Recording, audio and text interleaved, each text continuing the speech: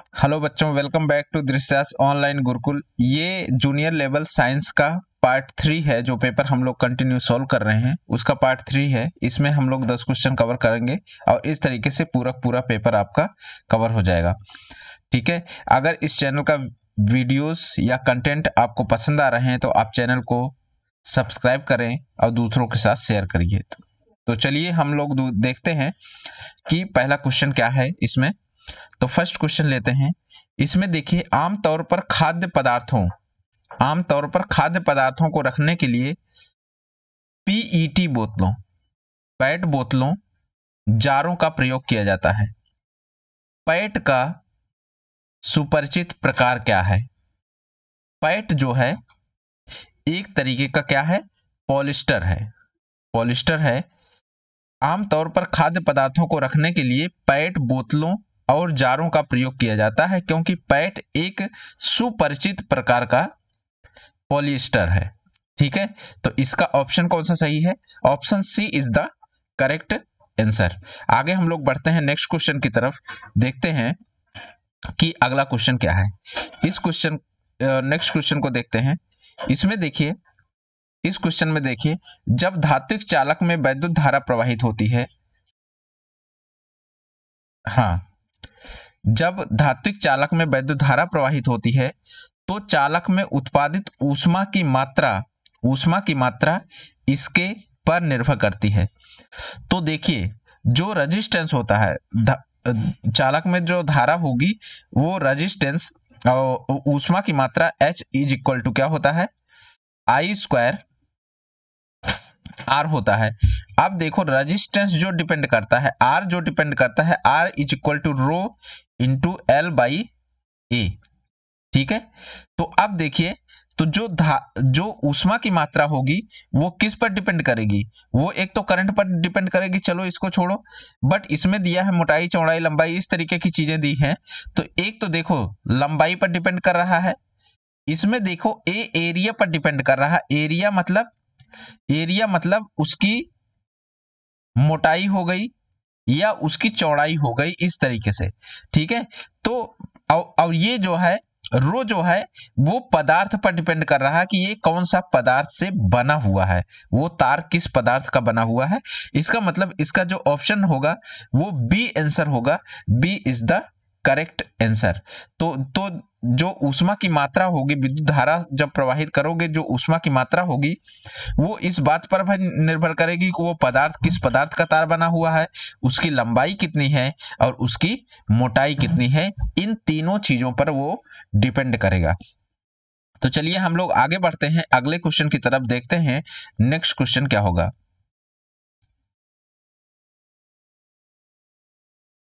ठीक, तो इसमें देखते हैं,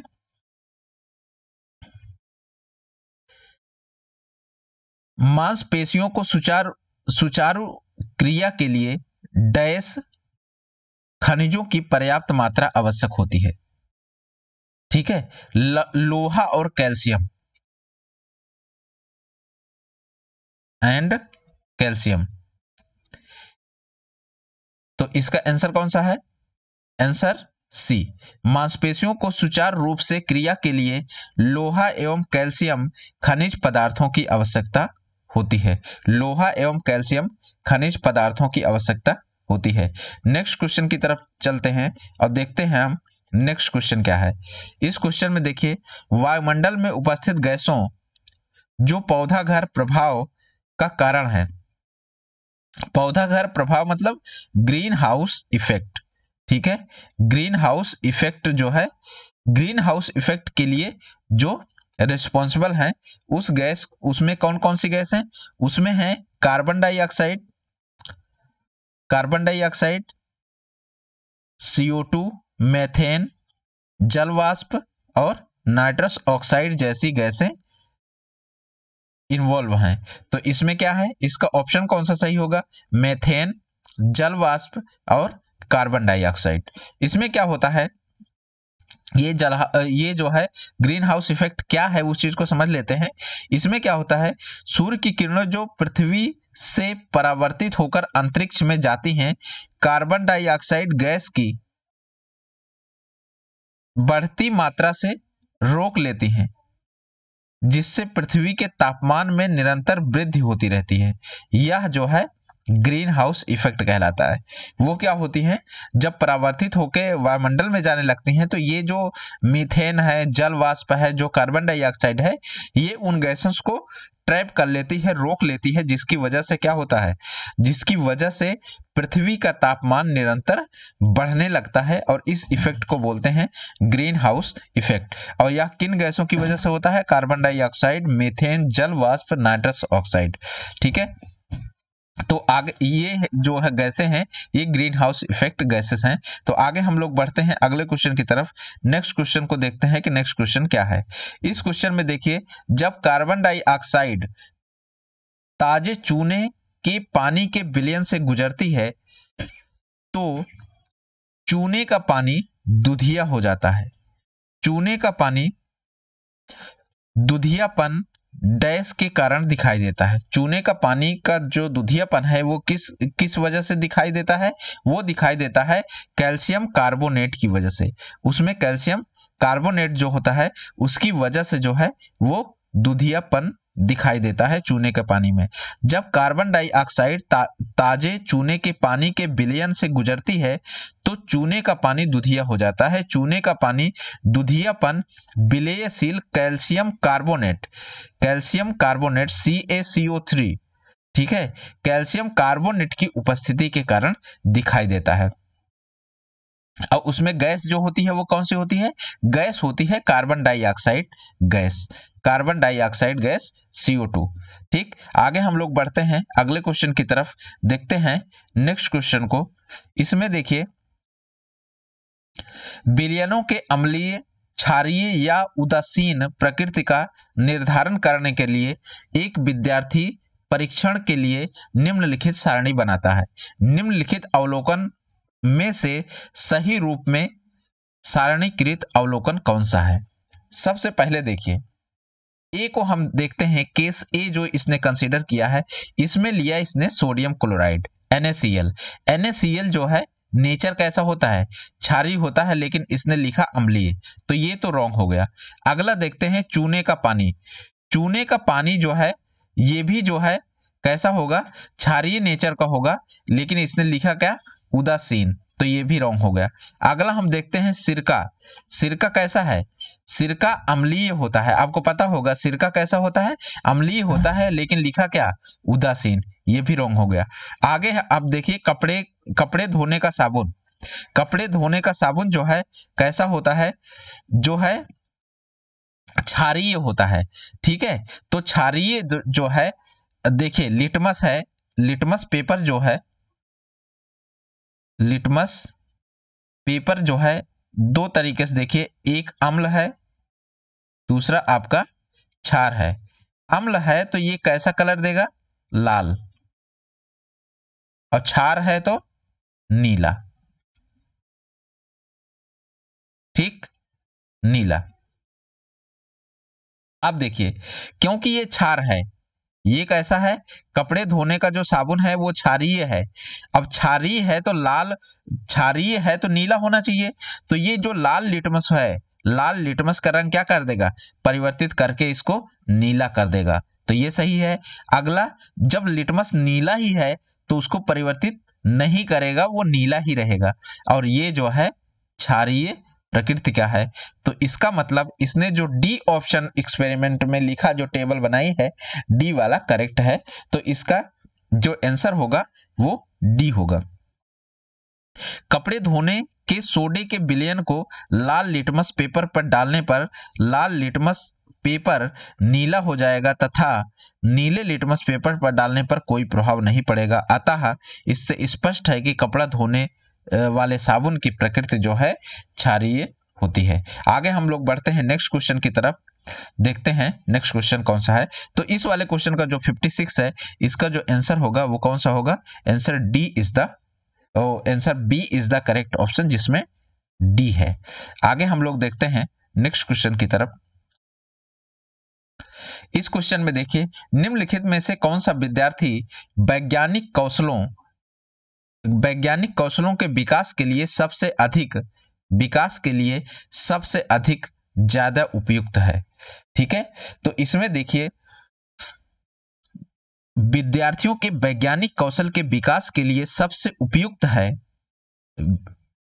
है कि उन्हें प्रयोगशाला कार्य निष्पादित करें, क्योंकि प्रयोगशाला कार्य करते समय छात्र अधिक ध्यान केंद्रित करते हैं। ठीक है, तो इसमें क्या है, विद्यार्थियों का वैज्ञानिक कौशल के विकास के लिए सबसे ज्यादा उपयुक्त है कि प्रयोगशाला कार्य निष्पादित किया जाए, प्रयोगशाला कार्य निष्पादित किया जाए। देखो विज्ञान ओलंपियाड आयोजित करना ये सही नहीं है, क्योंकि ये किसी एक विषय की तरफ बढ़ावा देने का एक मतलब ये एक तरीके का एक आयोजन है कि किसी एक निश्चित क्षेत्र में एक विषय में विद्यार्थी की रुचि को बढ़ावा देने के लिए ये यूज होता है ओलंपियाड। ठीक है, विज्ञान प्रश्नोत्तरी ये भी ठीक नहीं है। इसमें सबसे बेस्ट जो है भ्रमण का आयोजन करना, ये भी ठीक नहीं है, क्योंकि विद्यार्थियों को वैज्ञानिक कौशलों की बात की जा रही है। तो बेस्ट ऑप्शन जो है प्रयोगशाला के कार्य को निष्पादित करना है, जिसमें जो है बच्चे ज्यादा कंसंट्रेटेड होते हैं, ज्यादा ध्यान देते हैं, ज्यादा एक्सपेरिमेंटली उस चीज को देख सकते हैं। आगे हम लोग बढ़ते हैं नेक्स्ट क्वेश्चन की तरफ, देखते हैं नेक्स्ट क्वेश्चन क्या है। इस क्वेश्चन में देखिए, इस क्वेश्चन में क्या है, एक विज्ञान शिक्षिका शिक्षार्थियों द्वारा एक विज्ञान शिक्षिका शिक्षार्थियों द्वारा प्रक्रमण कौशल के अर्जन पर ज्यादा ध्यान केंद्रित करना चाहती है। निम्न में से उन्हें कौन से शिक्षण पद्धति को प्राथमिकता देनी चाहिए ताकि उद्देश्यों को प्राप्त कर सके। परियोजना कम प्रयोगशाला पद्धति जो है शिक्षिका को शिक्षार्थियों के द्वारा प्रक्रमण कौशल के अर्जन पर ध्यान केंद्रित कराने के लिए परियोजना कम प्रयोगशाला पद्धति का प्रयोग करना चाहिए। तो इसका ऑप्शन जो सही है, option A is the correct answer. शिक्षार्थियों को प्रक्रमण कौशल पर ज्यादा ध्यान केंद्रित करने के लिए परियोजना कम प्रयोगशाला पद्धति पर ध्यान देना चाहिए। आगे बढ़ते हैं हम लोग अगले क्वेश्चन की तरफ, देखते हैं नेक्स्ट क्वेश्चन को। इस क्वेश्चन में देखिए, निम्न में से कौन से समूह को राइजोबियम के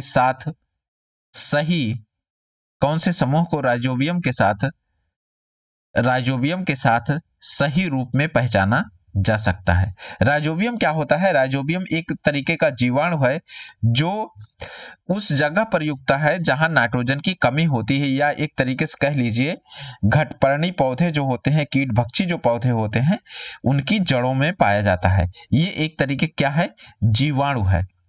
ठीक है, तो इसका आंसर क्या है? इसका आंसर सी है।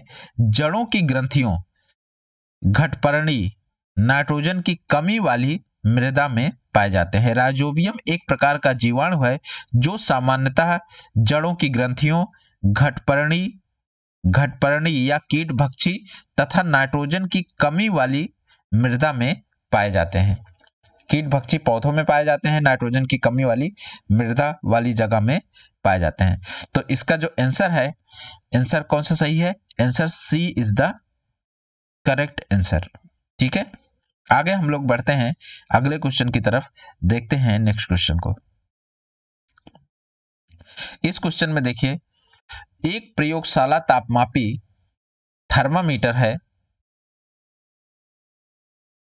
ठीक है, जिसमें 55 डिग्री सेल्सियस और 56 डिग्री सेल्सियस के बीच 5 छोटे छोटे विभाजन प्रदर्शित करता है। इसका तात्पर्य है कि तापमापी डैश तक उचित पाठ्यांक पढ़ा जा सकता है।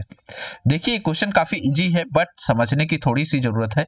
अब एक मैं क्या करता हूं, थर्मामीटर बनाता हूं।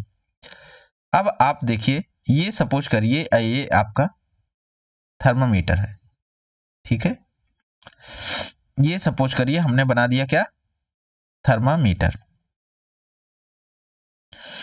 अब ये टेम्परेचर मैं मान रहा हूं, ये जो है ये क्या है?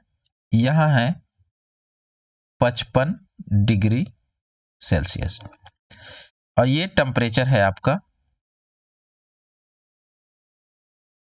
56 डिग्री सेल्सियस। ठीक, फिर क्या कह रहे हैं, 55 से 56 के बीच में, इसके बीच में कितने कितने छोटे छोटे विभाजन है, 5 छोटे विभाजन है। तो 1 हो गया, 2 हो गया, 3 हो गया, 4, 5 हो गया। देखिए 1 2 3 4 5, ठीक, 5 विभाजन है। अब कह रहा है कि उचित रूप से पढ़ा जा सकता है कितना। तो सबसे पहले मुझे यह बताइए कि इसका अल्पतमांक कितना होगा। अल्पतमांक क्या होता है कि किसी इंस्ट्रूमेंट द्वारा मिनिमम से मिनिमम कितनी माप यथार्थता पूर्वक ली जा सकती है, सही से कितना नाप सकते हो। तो अब इसमें देखो 55 से 56 के बीच में कितने डिग्री सेल्सियस है, 1 डिग्री सेल्सियस। और 1 डिग्री सेल्सियस को कितने खानों में बांटा गया है, 5 खानों में बांटा गया, 5 खानों में। तो अब ये क्या हुआ, ये इसका अल्पतमांक हो गया। ठीक है, अल्पतमांक। तो ये कितना हो जाएगा, 0.2 डिग्री सेल्सियस, 0.2 डिग्री सेल्सियस इसका अल्पतमांक हो गया। अब कह रहा है कि तापमापी कितने तक उचित रूप में मेजर कर सकता है। अब आप ध्यान में रखना, सबसे जो मिनिमम वैल्यू वो मेजर कर सकता है 0.2 मेजर कर सकता है। तो 55 सब में है ही है, तो 55.2 डिग्री सेल्सियस ये है जो वो मेजर कर सकता है। ठीक है, ऐसा मैंने क्यों लिखा, क्योंकि सब में 55 ये है। तो जो सबसे कम पाठ्यांक है वो कितना बढ़ेगा, 0.2 और बढ़ जाएगा इसमें, 55.2 डिग्री सेल्सियस इसको आसानी से वो मेजर कर लेगा, एकदम एक्यूरेटली मेजर कर लेगा। तो इस तरीके से आपको समझ में आ गया होगा कि इसका आंसर कौन सा सही है।